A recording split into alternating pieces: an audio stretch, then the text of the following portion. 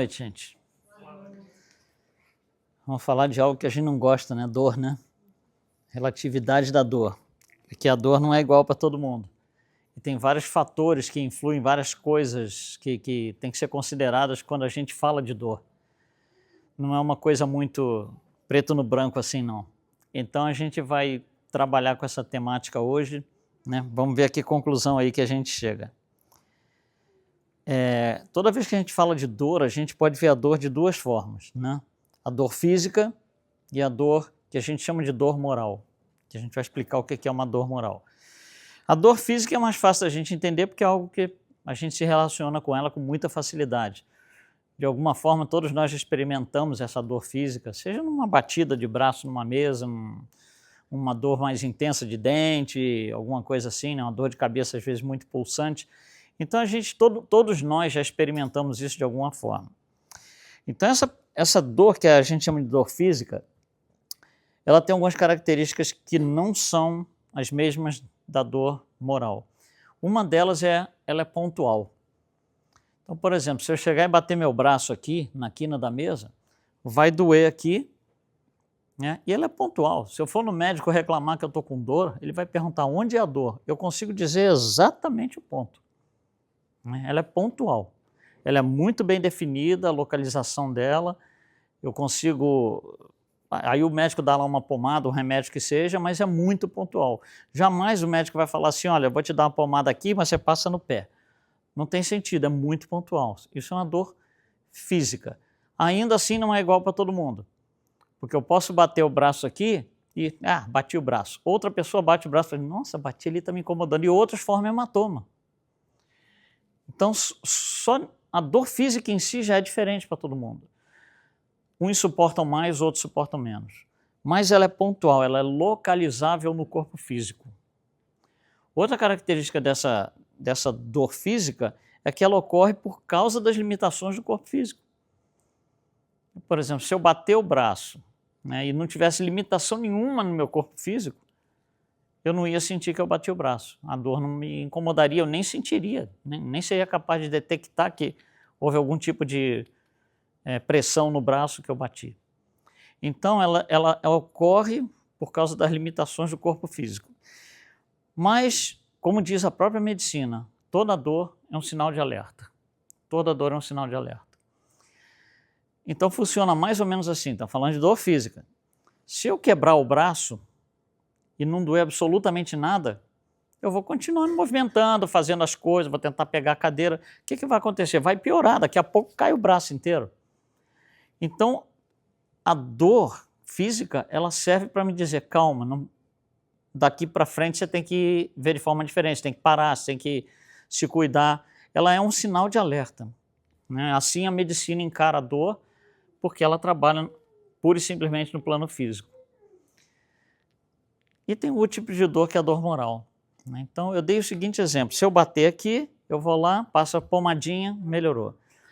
Mas às vezes você vai no médico e diz assim, o que você tem? Doutor, eu tô com uma dor. Obviamente o médico vai perguntar onde é a sua dor. Aí eu falo assim, olha, nessa área aqui. Ficou nebuloso, porque não é mais pontual. Eu não sei, é aqui, ó, nessa área aqui. O médico vai ter que fazer mais perguntas, mas aqui aonde exatamente? E aí eu já não consigo dizer. Eu não tenho a capacidade de chegar nesse exato pontinho aqui, não dá. E tem vezes que a gente chega no médico e diz, eu estou com uma dor. O que é a sua dor? Não sei, estou me sentindo mal, estou com uma dor, estou muito mal. E você não consegue nem explicar o que é o mal. Essa é a diferença da dor física para a moral. A dor moral está no perispírito. Então ela não é localizável no corpo físico. Quando eu falo eu tenho uma dor aqui, tem alguma coisa acontecendo no meu perispírito que alguma hora vai chegar no corpo físico. E tem a ver com algum órgão que está nessa área aqui. E quando eu falo para o médico, eu estou totalmente fora, estou com dor, eu não sei nem explicar o que é, tem alguma coisa mais grave acontecendo no perispírito que alguma hora vai desaguar no corpo físico. Então a dor moral, ela difere da dor física, primeiro pela não pontualidade, eu não consigo dizer onde ela está. Ela incomoda e fica ali incomodando e remédio não resolve. Porque não é algo que está no plano físico, no plano material. Remédio né? Ele vai nas células do nosso corpo físico. Ele tem influência na biologia do corpo físico. A dor física resulta das limitações do corpo físico, mas a dor moral resulta das limitações que nós temos em lidar com situações tais como, eu botei algumas aqui, né? Perda de entes queridos, uma traição, né? O orgulho, por exemplo, eu quero, né, me projetar como a melhor pessoa do mundo e não sou bem recebido, esse tipo de coisa. Coloquei ali também injustiça. São situações com as quais a gente não consegue lidar bem. E isso causa dor moral. Essa dor moral, a gente poderia falar aqui, né, a gente está falando de dor como a gente conhece, ali a gente está falando mais de um desconforto, porque não é dor física, não tem células ali que estão doendo, não tem inflamação nesse sentido. Então aqui na dor moral é algo mais como um desconforto. Então tem um desconforto nessa área, eu tenho um desconforto no corpo todo, mas isso daqui vem do perispírito. A gente não está sabendo lidar com questões que eu coloquei alguns exemplos ali. Tá? Se a gente não fizer nada e continuar, isso vai desaguar no corpo físico, alguma hora. Nesta vida ou numa outra, né? Porque o perispírito retém todo o histórico espiritual. Né? No perispírito está o corpo espiritual, que retém todo o nosso histórico de débitos e créditos. Está tudo ali. Então, cada encarnação que a gente vem, a gente traz esse mesmo corpo espiritual, um corpo físico diferente, mas o corpo espiritual com a nossa história inteirinha está ali. E eu não consigo me livrar da história. Eu não consigo desfazer algo que foi feito. O máximo que eu consigo fazer é ressarcir. Desfazer eu nunca consigo. Né? E aqui, essa dor moral, como eu falei, ela vai alguma hora desaguar no corpo físico. Então ela está a caminho do corpo físico. Então, quando a gente, né, por exemplo, a gente passa por situações de perda de entes queridos. Obviamente não é fácil, ninguém quer, ninguém gosta. Porém, a gente vê pessoas que em 3, 4 dias já começam a mudar, já começam a, né, se soltar mais, voltar à vida normal. Outras pessoas ficam anos e não conseguem. Então, existe algum fator aí que faz com que um se liberte mais e outro menos. Idem traição, idem injustiça. Então são dores, são desconfortos morais que a gente tem, mas também não é igual para todo mundo. E pior ainda, nós podemos passar 2 vezes por perda de ente querido e reagir de forma diferente. Um ente querido muito próximo, eu posso ficar, não sei, 20 dias ali, né, murcho, arriado e tal. Outro ser, ente querido, tão querido quanto, eu posso ficar 2 anos. Então, não é só o corpo espiritual que está ali, existem outros fatores, existe um monte de coisa que são levadas em consideração para que a gente produza essa dor, porque ela é produzida pela gente. Ela não é produzida por quem foi embora, por quem nos traiu, por quem nos injustiçou, não, ela é produzida pela gente. Então, e finalmente aqui, né, a gente podia dizer que, como aqui, é um sinal de alerta. Então, toda vez que eu estou me sentindo assim, né, desanimado da vida, etc., etc., é um sinal de alerta. Tem alguma coisa que está indo para o corpo físico. Tem alguma coisa que precisa ser trabalhada e precisa ser trabalhada talvez através de várias vidas. Às vezes não dá para trabalhar numa vida só, mas de alguma forma isso vai parar no corpo físico. Pode falar. Professor. Negligência, sentimento de abandono emocional, também podem ser exemplos ali da dor moral, né? Pode. Pode ser para uns e pode não ser para outros. Tem algumas pessoas que, por exemplo, abandono, você falou. Tem algumas pessoas que são abandonadas em criança e levam isso ao resto da vida. Outras, 3 anos depois, já esqueceram. Não faz a menor diferença para eles. Né? Então, por quê? Porque o histórico espiritual de cada um é diferente. Então, essa dor se projeta, nós a projetamos de forma diferente. Então, existem 3 fatores básicos, tem mais, mas os 3 principais fatores que fazem como que essa dor vai aparecer para a gente. A gente está falando agora de dor moral, né? Como esse desconforto vai aparecer para a gente, vai se apresentar para a gente. São 3 fatores. Primeiro é a nossa percepção em relação àquela dor. A percepção das pessoas não é a mesma. Acabei de falar, se eu perco um ente querido agora e outro ente querido daqui a um tempo, a minha percepção desta perda não necessariamente é igual à percepção desta perda. Então, mesmo para o mesmo espírito, para o mesmo corpo espiritual, para o mesmo histórico espiritual, as reações são diferentes, por causa da percepção. Então, tem outras coisas que não é só a percepção, que me fazem sentir isso de forma diferente. Um outro item que entra aqui é o contexto. Em que contexto foi essa dor? Porque tem horas, por exemplo, que você vai passar por digamos aí, uma injustiça, por exemplo. E você não vai dar muita bola não, né, isso daí, vai embora. Outros, você vai ficar preso naquilo por 10 anos. Fulano naquele dia me injustiçou, etc, etc. Depende do contexto. O contexto onde você está faz diferença, né? E a terceira coisa que faz diferença é o que aquilo significou para você. Quanto que eu coloco de significado naquilo? Muito, pouco, nenhum. A minha vida depende totalmente disso. Isso tudo, quando você junta essas três coisas, né, aparece um resultado. Esse resultado é esse desconforto, essa dor moral que alguma hora vai parar no corpo físico. Ela está se preparando para desaguar no corpo físico. Então são parâmetros e funções que influem. Tudo isso influi. Por isso que não dá para, né, entender, dá para entender por que uma dor de uma pessoa que passou por uma situação não é igual a da outra que passou pela mesma situação. Porque a interpretação é diferente, o significado é diferente. Pode ser, por exemplo, que eu estou passando por uma situação pela primeira vez e essa pessoa aqui está passando pela 100ª vez. Então as reações vão ser diferentes. Ela tem muito mais, digamos, experiência até espiritual em passar por essa situação, para mim é a primeira. Isso tudo dá diferença.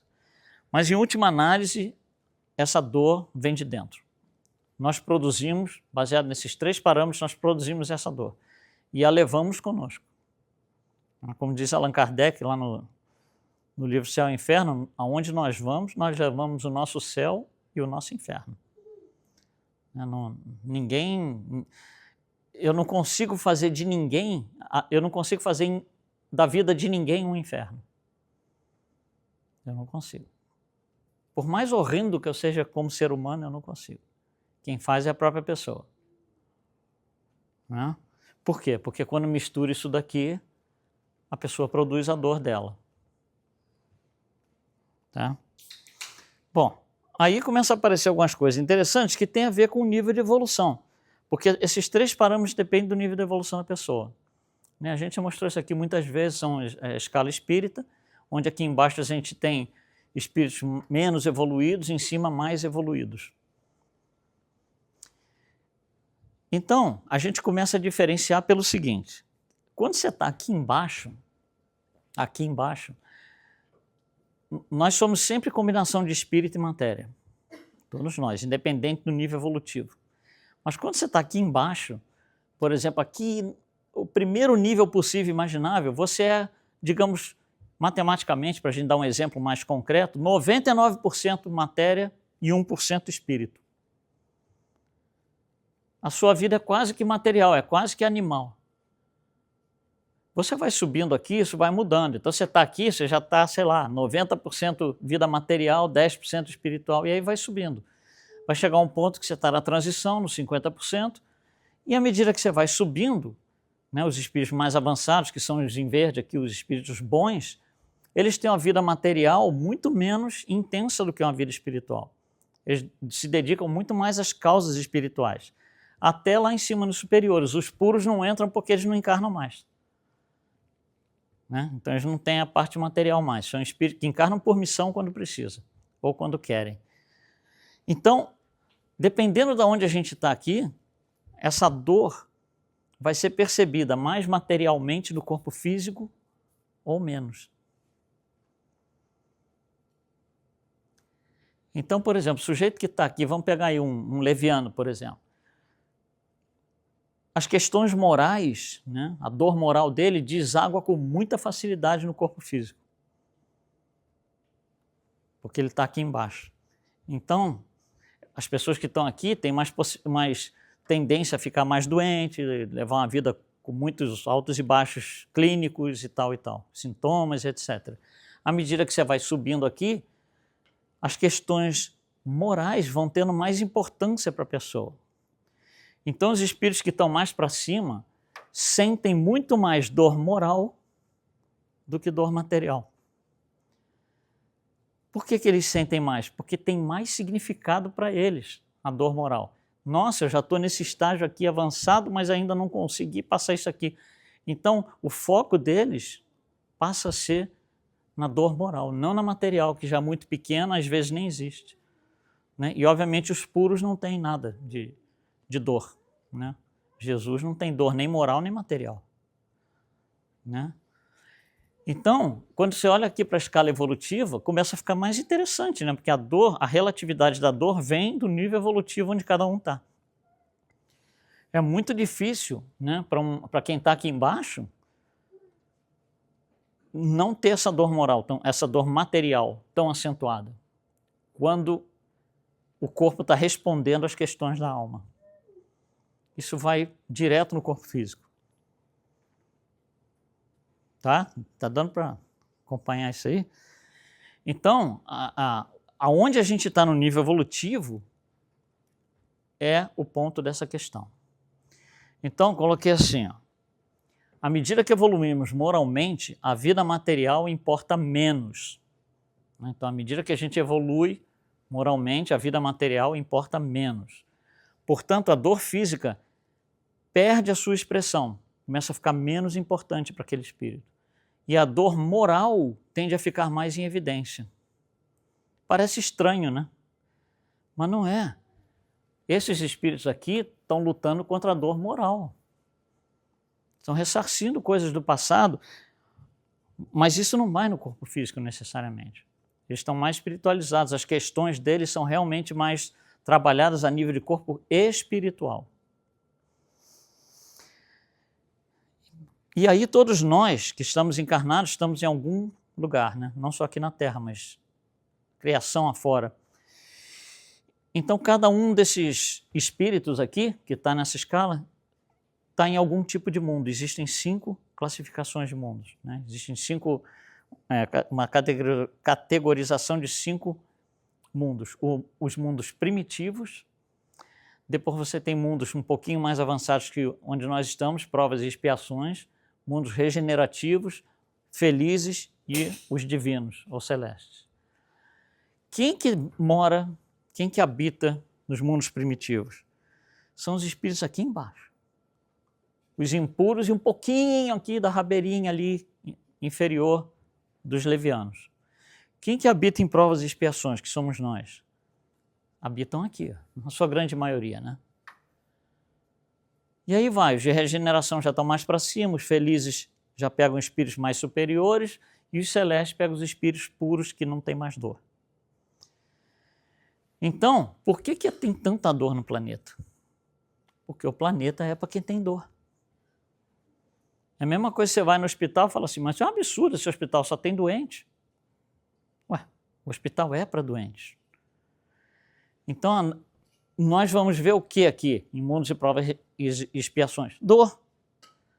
Dor moral, dor física, é isso que nós vamos ver. E nós estamos inseridos nesse contexto. Então, a psicosfera que se forma no mundo de provas e expiações é uma psicosfera eminentemente ou basicamente de dor. Coisas ruins, coisas, né, dificuldades de passar as coisas às vezes mais simples possíveis e imagináveis. Por quê? Porque a dor é parte da nossa, quase do nosso DNA, digamos assim. Porque nós precisamos disso, por isso que nós estamos aqui. Nós estamos naquele mundo de provas e expiações porque nós precisamos disso. O nosso nível evolutivo nos envia para aquele endereço. Então não adianta a gente reclamar da dor. Reclamar da dor é dor. Uma das formas de sentir dor é reclamar dela. Você está ali, não, mas fulano, mas isso, mas não sei o que lá, mas aquele lá. Isso é dor, você está incomodado, é desconforto que você está sentindo. E aumenta o desconforto, cada vez que a gente faz isso. Né? Uma coisa que é muito complicada, talvez, da gente entender, e para quem passa por isso é pior ainda. Imagina que você vai no médico, faz lá seus exames médicos, tal, todo ano e tal. Numa certa hora o médico fala assim, você está com câncer. No entendimento espírita, por que eu estou com câncer? Porque tem algo que desagou no corpo físico.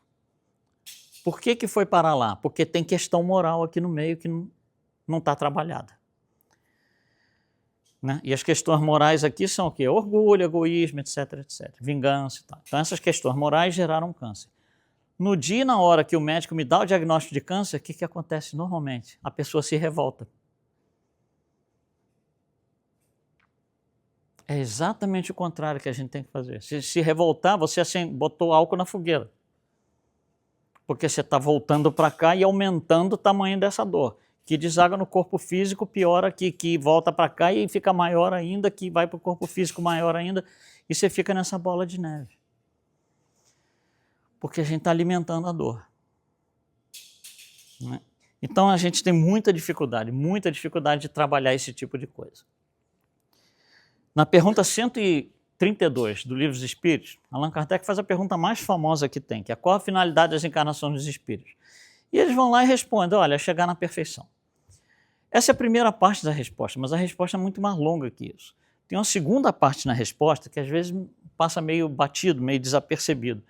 E a segunda parte diz isso aqui.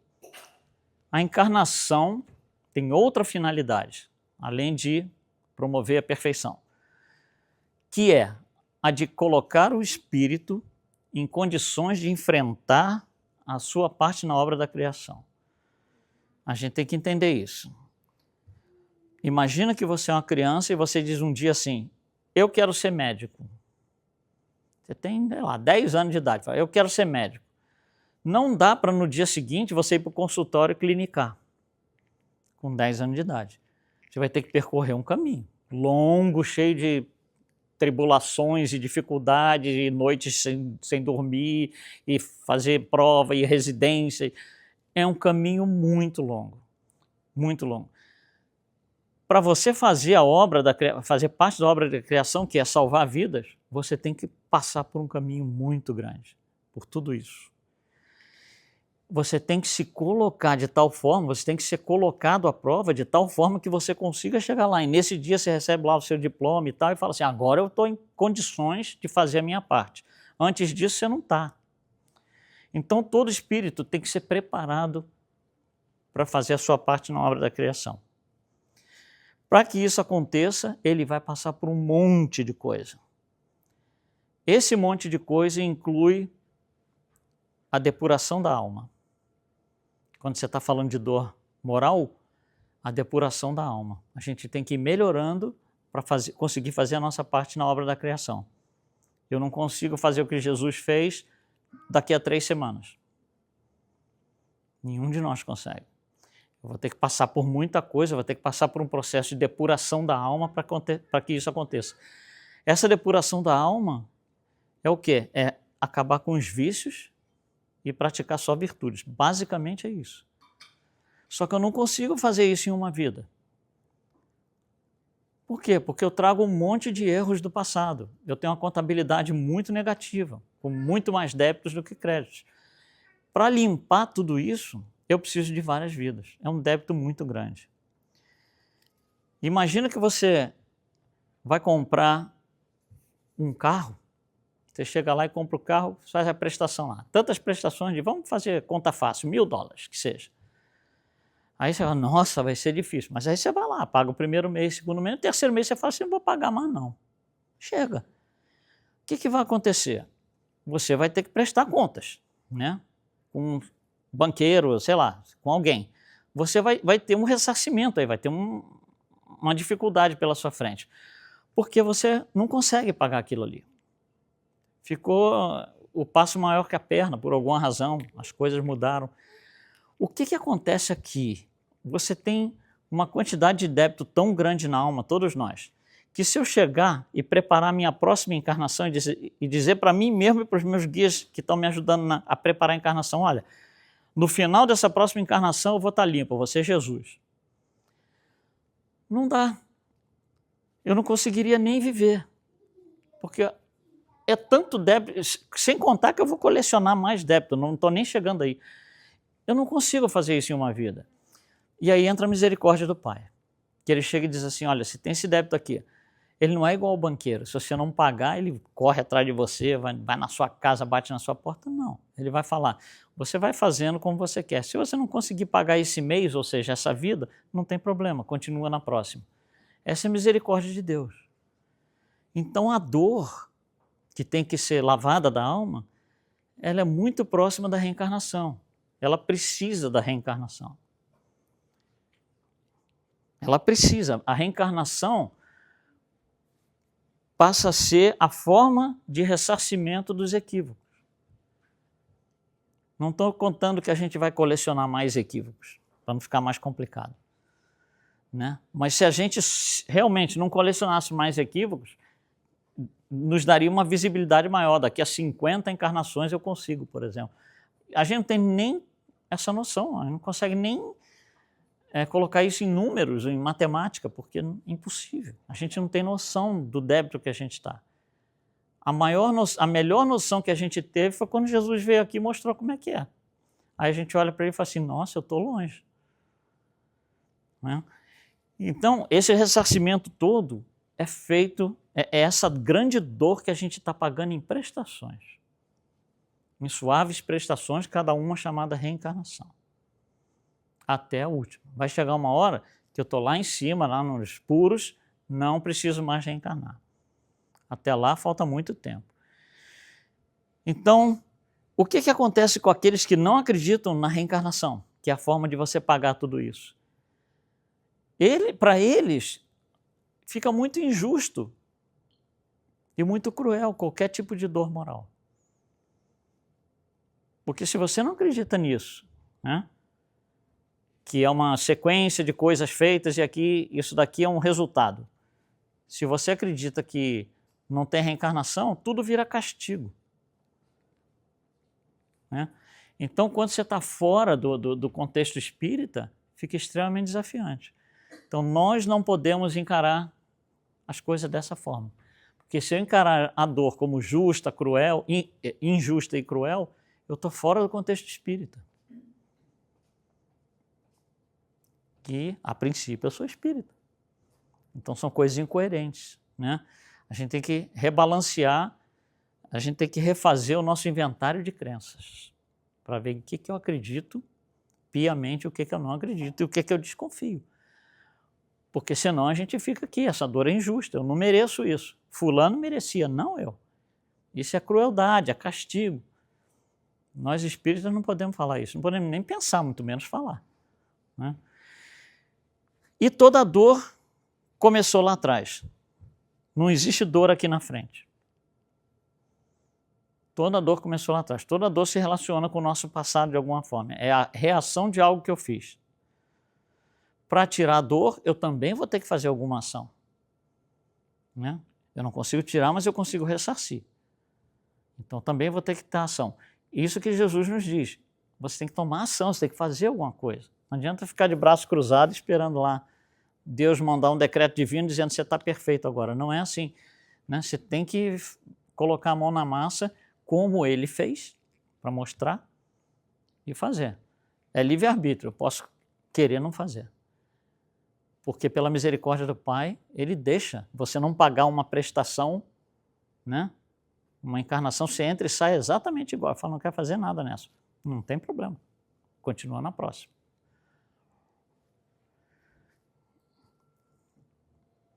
Bom, para a gente sair dessa dor, a gente passa por um processo.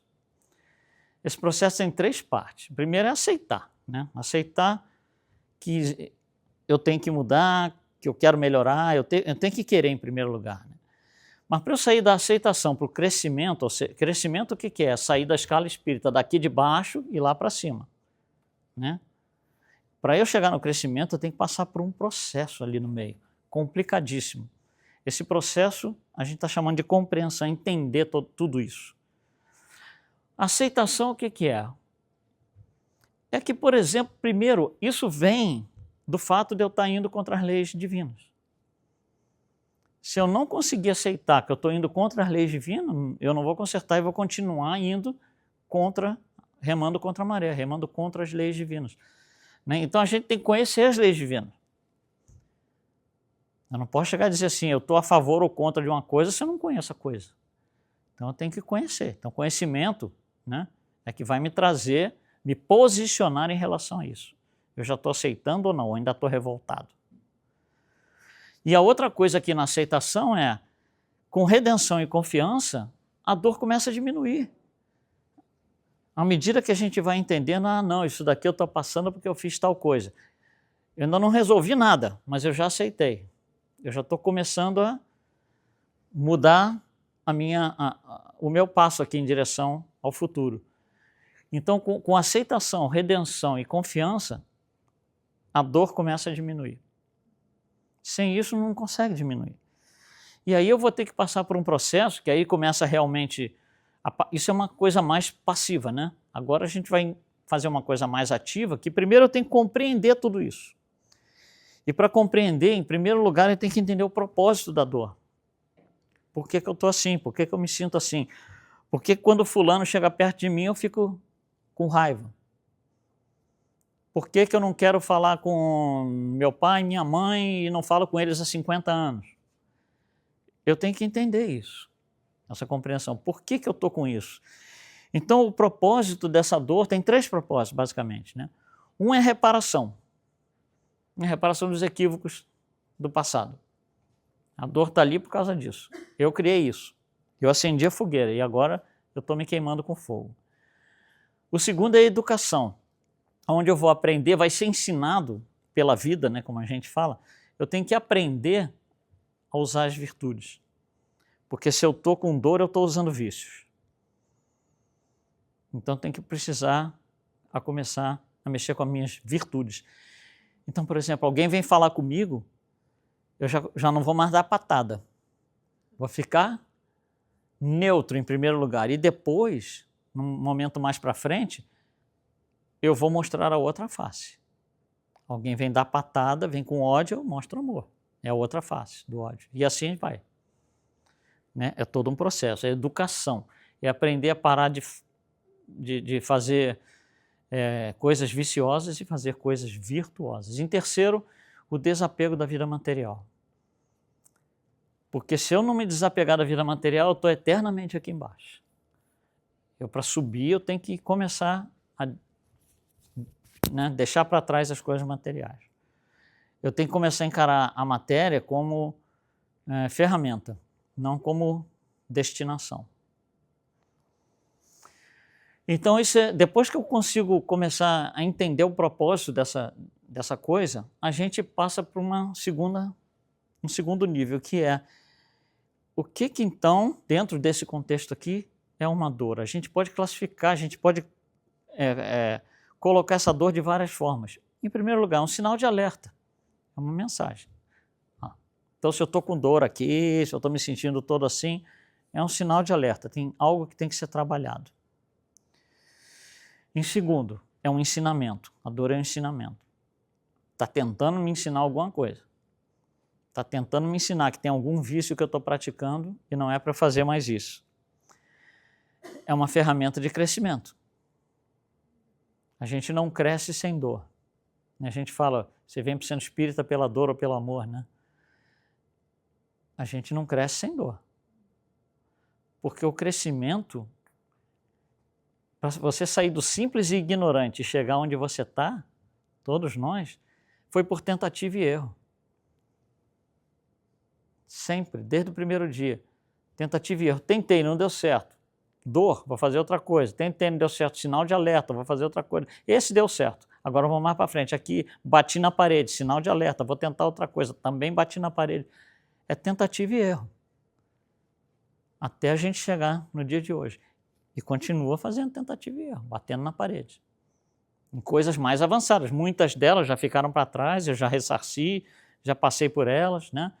Então, por exemplo, muita gente já não é mais impaciente, já não é mais desonesto, já não é mais intolerante, já passou por isso. Tá? Agora tem que trabalhar outras questões.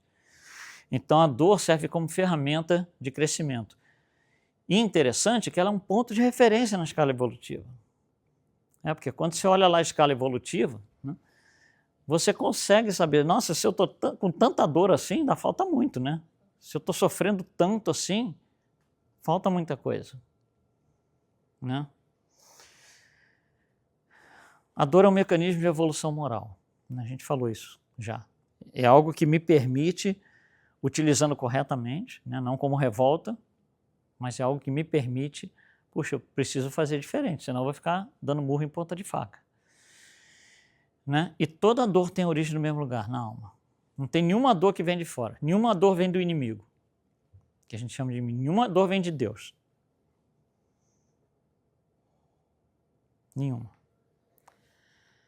E o nosso conhecimento, quando a gente começa a entrar por isso aí adentro, né, ele transforma o nosso sofrimento em oportunidade. A gente começa a ver as coisas de forma diferente. Nossa, eu estava sofrendo até aqui agora, mas eu estou tendo a oportunidade de melhorar.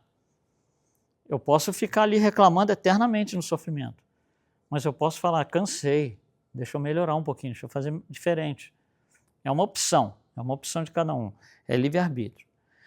E aí, a gente vai para a fase de crescimento, que a gente vai começar a subir na escala, a gente vai ter a oportunidade de fazer coisas diferentes que não fazia antes, frequentando lugares diferentes do que a gente frequenta, com pessoas diferentes que a gente tinha de amizade e tudo, que é mais ou menos o que acontece quando você vem no centro espírita.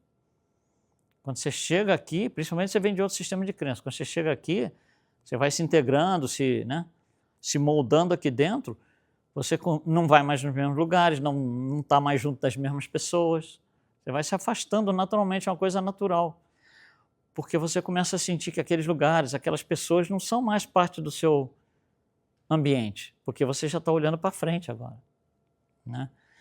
Então, quando a gente fala em crescimento, primeira coisa, aonde que eu estou? É o inventário de crenças. Eu acredito realmente em encarnação, reencarnação. Eu acredito realmente que fazer o bem é a maneira certa de viver a vida. Porque se eu não acredito, se eu duvido, vai ser difícil trocar. Eu tenho que primeiro voltar para cá. Tem que primeiro entender quais são as leis divinas, né?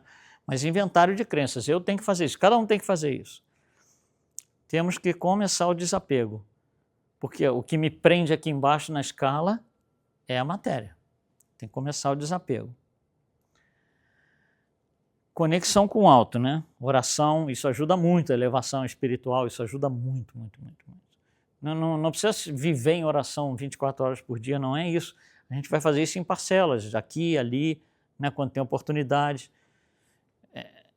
Quando vem aqui no centro, por exemplo, ou mesmo em casa, né? A gente, até não fazendo evangelho no lar, nada disso, você tem lá a sua hora de deitar, de ficar mais calmo, né? Às vezes você está fazendo sua refeição ali, você mentaliza uma coisa mais legal. Eu tenho que fazer isso. E eu tenho que me voltar para Deus. Quando a gente fala em Deus no centro espírita, complica tudo.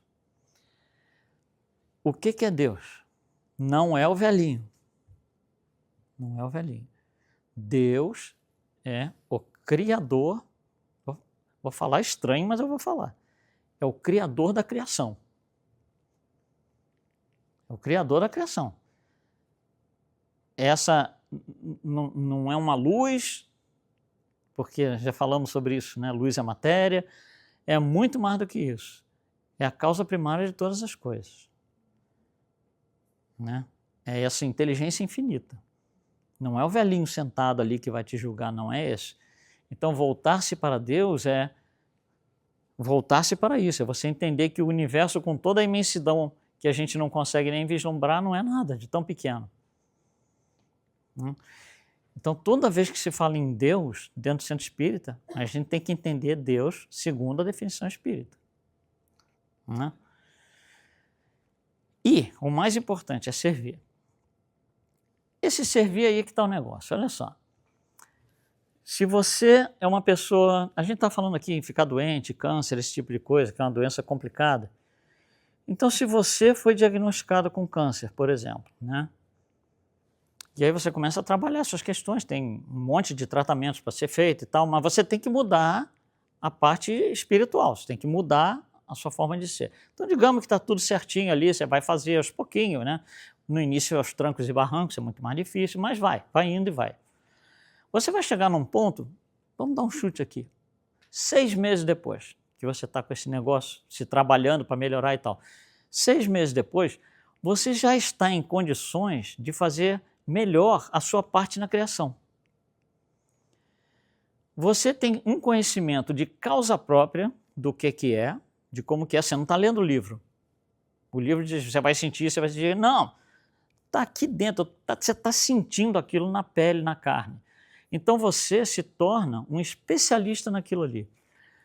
Então você tem condição de fazer a sua parte na criação, que é servir a quem está passando pela exatamente a mesma coisa. Você tem condição, se você, digamos que 6 meses depois, você está em condição para chegar uma pessoa que foi diagnosticada há 2 semanas e falar, não, espera aí, vamos conversar. Você consegue fazer melhor a sua parte na obra da criação, que é servir. Então, nós somos doutores, PhD, em detonar o corpo físico. Então, nós podemos ajudar as pessoas que estão no caminho que a gente já trilhou e gerou o corpo físico que a gente gerou. Isso é o servir. Isso nos faz crescer.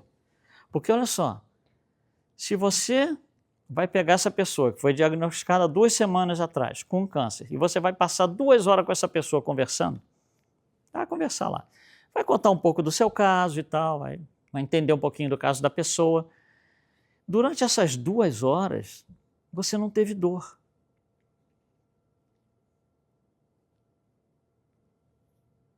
Você não diminuiu a sua doença, mas você não teve dor. Não tenha dor, porque se você ficar 2 horas parado no seu cantinho, vai ter um monte de dor. Meu Deus, por que eu estou assim? Para quê? Olha só. Como que mudou isso? Lembra lá no início, mudou o contexto. Eu saí do cantinho e fui servir. Quando eu estou servindo, eu não estou na dor. Não tem como. Olha que interessante. Bom, então, para a gente sair daqui e chegar lá, são muitos passos, muitas coisas, a gente está falando um pouquinho por cima, mas dá para fazer, né? E finalmente a gente vai chegar num ponto tal que não vamos começar a praticar muito menos os vícios e muito mais as virtudes. E esse é o ponto exatamente onde a gente muda e sai disso de uma vez por todas. E aí a gente faz algumas considerações interessantes. Como é que a gente sai disso de vez? Não digo que é nessa vida, mas como é que a gente sai disso de vez? Vamos por analogia. Que a gente lidar com questões materiais é mais fácil para a gente entender. Então, a gente acho que já comentou isso aqui algumas vezes. Imagina que o Sol não é algo material, não que a gente bote a mão nele, mas é algo material, está lá todo dia, a gente vê, né, etc, etc. Faz parte do mundo material. Se eu chegar e perguntar assim para você, a que horas que está de noite no Sol? O que você vai me responder? A que hora que fica de noite no Sol? Não fica, né? Mas aí vem a segunda pergunta que é óbvia, por quê? Por que não fica? E aí é que vem a grande resposta. Não fica nunca noite no Sol, porque o Sol é a fonte de toda a luz. De toda a luz. Não 3 raios, 4 raios, não um pouquinho, não. Ele é a fonte de toda a luz. De toda a luz. Quando que eu vou estar em paz? Quando eu for a fonte de toda a paz. Não é quando 2 homens engravatados assinarem 30 papéis em algum canto do mundo. Isso nós já fizemos 5.000 vezes na história e não deu certo. Eu vou estar em paz quando eu for a fonte de toda a paz. Quando é que eu vou ser paciente? Quando eu for a fonte de toda a paciência. Quando é que eu vou ser honesto? Quando eu for a fonte de toda honestidade. E aí vai. Então a imagem do Sol, né, representa justamente isso, essas dualidades que a gente tem, que a gente está de um lado e do outro, a gente ainda está na transição, ainda faço coisa errada e às vezes coisa certa, às vezes errada, às vezes certa. Como é que eu só faço o lado certo? Quando eu for a fonte de tudo aquilo. Então é aquilo que eu tenho que procurar, é aquela virtude que eu tenho que procurar. Muitas vezes a gente quer procurar virtude fora, nos outros. Por exemplo, digamos que eu seja extremamente impaciente. E aí a gente conhece uma pessoa que está sempre ali calminha, sentadinha. Aí eu falo, puxa, eu vou sentar do lado daquela pessoa, que ela me transmite uma calma muito grande. Sento do lado da pessoa, Eu falo assim, nossa, é tão bom estar do seu lado aqui, você é tão paciente. Pronto, aí acabou, eu levantei, melhorou a minha impaciência? Não. Eu não posso buscar virtude fora. Eu posso aprender e ver como é, como Jesus fez. Ensinou. Mas eu tenho que fazer isso, tenho que praticar. A dor é pessoal e intransferível. Eu tenho que fazer isso. Né? A gente falou aqui de virtudes, ser a fonte das virtudes. Jesus era a fonte de todas as virtudes. Né? Não tem comportamento vicioso. O comportamento é todo virtuoso. E nós vimos como é que é difícil. Porque ele enfrentou de tudo possível e imaginável, né? Inclusive dor física na cruz que não sentiu. Né? Por que será que ele não sentiu, né? Será que ele está aqui embaixo ou será que ele está lá em cima? Né? Então, todas essas virtudes que ele tem e trouxe e mostrou muitas delas, é onde a gente vai chegar. Mas tem o esforço. E o esforço é sair do vício e entrar na virtude. E isso dói. Abandonar os vícios dói.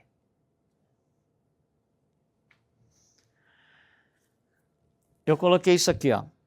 A morte deveria ocorrer somente por exaustão do fluido vital, mas ocorre na grande maioria das vezes por doença. Acidente aqui e ali acontece, não vou, né, tá fora. Mas a grande maioria das mortes ocorre por doença. Por quê? Porque o nosso perispírito detonou o corpo físico. Está carregado ali de coisas ruins, de débitos do passado, de equívocos e tal, e está detonando nesse corpo físico, no da próxima encarnação, no da seguinte, e a gente morre por doença. Pouquíssimos são os que morrem por falta de fluido vital, por exaustão do fluido vital. Tem um tal de Chico Xavier que foi assim. Uma tal de Madre Teresa foi assim. Né? Acabou o fluido vital, porque vem com um compartimento ali, um reservatório, né, pré-definido, acabou, pronto, vai embora, vai fazer preparar a próxima encarnação, se precisar encarnar. Mas a doença não acaba com o fluido vital também? Sim, mas olha só, você vem com um reservatório de fluido vital para 100 anos e morre com 50. Porque você gastou 50 detonado pela doença. Né? Os nossos chakras se desequilibram. Como é que você reequilibra o chakra? Precisa de fluido vital. Então, e o que faz desequilibrar chakras? Comportamento errôneo, equivocado. Então, eu fiquei com raiva de alguém. O que acontece com os meus chakras? Estão todos desequilibrados. Para equilibrar, eu preciso de recursos. Qual é o recurso que equilibra os chakras? Fluido vital. Então, como você tem um carro com tanque de gasolina, mas você não usa toda a gasolina para o motor. De vez em quando você tem que tirar fora para fazer alguma coisa. Então, você encheu o tanque do carro de 50 litros, mas só tem 30 para usar. 20 você tirou fora para usar em outra coisa, para reequilibrar chakra detonado pelos nossos vícios. Então, a gente não dura, em anos, em tempos de idade, a gente não dura o que deveria durar. A gente morre antes. Bom, e finalmente eu coloquei, isso aqui é um livro muito interessante, chama Sol nas Almas, do André Luiz. E ele tem umas frases muito interessantes. E essa frase, eu acho que é talvez a mais, que me chamou mais atenção, né? Sem tentação é impossível a tarefa da perfeição. O que é tentação? São todas as dores. Todas as dores. Sem passar por elas, eu não chego na perfeição. Todos nós estamos passando e vamos continuar passando por essas dores, por essas atribulações todas, essas tentações, até conseguirmos duas coisas. Primeiro, ressarcir todos os erros do passado. Segundo, não criar novos erros, não criar novos equívocos. Aí sim a gente chega nesse ponto, né? Toda dor que a gente tem, nós falamos isso, está no passado. Então, ela vem de alguma coisa que eu fiz. Então, se você pensar na lógica espírita, é assim, tal coisa aconteceu aqui. Por quê? Porque tem uma causa. Qual é a causa disso? É isso. Por que isso aconteceu? Tem uma causa, a causa é isso. A causa é isso. A causa é isso, você vai andando para trás, né?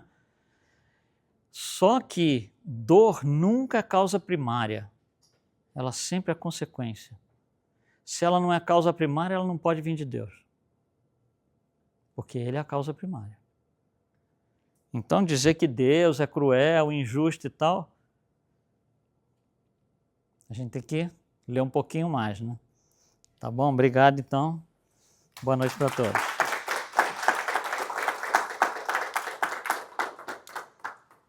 Alguém tem alguma pergunta para o Luiz?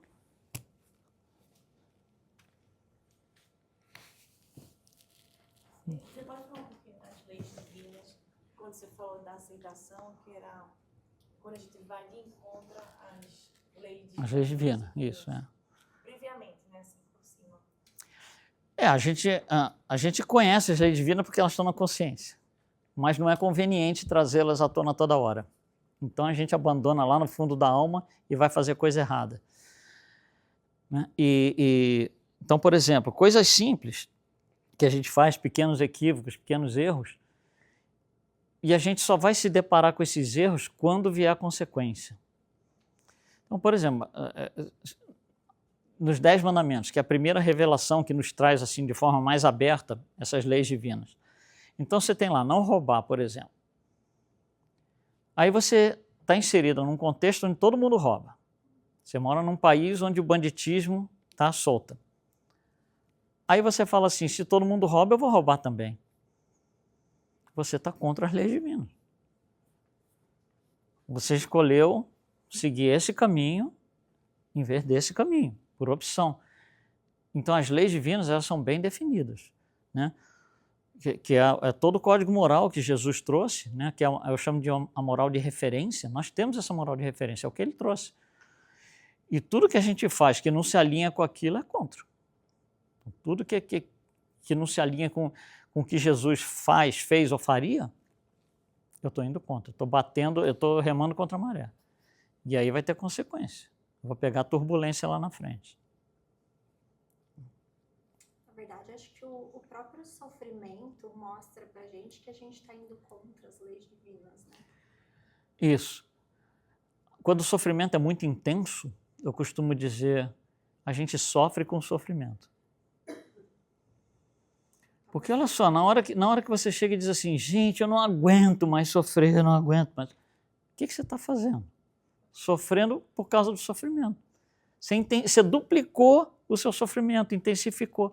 Em vez de você procurar uma saída mais virtuosa, digamos assim, uma saída mais positiva, você fica ali, não, vou bater martelo aqui, vai ficar batendo naquela tecla ali até a dor passar. Não vai passar. Porque ali é vitimização, você já virou vítima de você mesmo. Quanto mais reclamar, mais dói. Bola de neve. Eu acho que esse sofrimento não faz parte da mecânica da ação e reação. O sofrimento é um componente que você coloca que não necessariamente precisava existir. Você não precisa sofrer. Você não precisa A dor sofrer. existe. A dor é necessária para você. É o sinal de alerta. É o reflexo de uma ação que você teve no passado.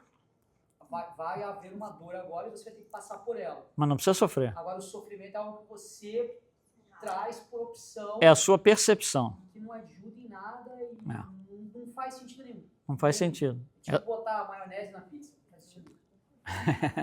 É a sua percepção que cria o sofrimento, né? E às vezes não é a sua percepção em relação ao seu problema, é em relação ao problema dos outros. Por que ele merece isso e eu não? Aí começa o sofrimento. Não, tem pessoa que sofre pela dor do outro. Sim, também tem gente isso. Que sofre pela dor do outro. O que é interessante que se confunde com não, porque eu estou me apiedando dele. Não, você não está se apiedando dele. Você sofrer não ajuda a outra pessoa. Não ajuda. Então, essa questão do sofrimento é algo bem interessante hoje em dia. Para você ajudar alguém, você tem que ter interação com esse alguém, né? Não sofrer sozinho no canto. Realmente. Mas você pode fazer orações, isso sim, né? Você pode oração de interceder, etc, etc. Sim, isso funciona. Ajuda, né? Que a pessoa não precisa nem saber. Mas isso ajuda você também. Né? Lembra, em crescimento, uma das coisas é a oração. Não precisa ser uma oração para você. Agora, tem um tipo de oração que não é oração. E é muito comum. A gente faz assim, eu estou na dor, eu estou passando por um problema, bati no muro, estou ali com a situação. Aí, vou fazer a tremenda oração. Uma oração na minha vida. Jesus, me livra disso daqui. Jesus não vai te livrar de nada. Isso seria derrogar as leis de Deus. Tem que ter o ressarcimento. O que ele pode fazer é te dar mais lucidez e tranquilidade para ver como é que você sai dali. Com os influxos que vêm do alto. Né? Mas ele não vai tirar a pedra do teu caminho. Ele não tirou pedra do caminho de ninguém. Nem os cegos que ele curou. Porque ele curava e falava, tua fé que te curou aí. É mérito seu, não meu. Ele não vai tirar a pedra do caminho de ninguém. Então a gente faz essas orações, Jesus, me tira daqui. Não adianta. É um mau entendimento. É um mau entendimento. É uma má conceituação do problema. Só para poder compartilhar, a gente assistiu um filme que se chama Cabana. Cabana, The Shack. Tem muito a ver com esse tema. A gente viu no fim de semana e marcou muito o filme. Ele se revolta e ele vai lá para a figura de Deus que é feminina, negra, e vai perguntar, eu quero explicações. E bate de frente com ela, com Deus, né, com a representação física de Deus. Bate de frente. É um filme muito interessante. Muito interessante. Obrigada. Nada. Luiz.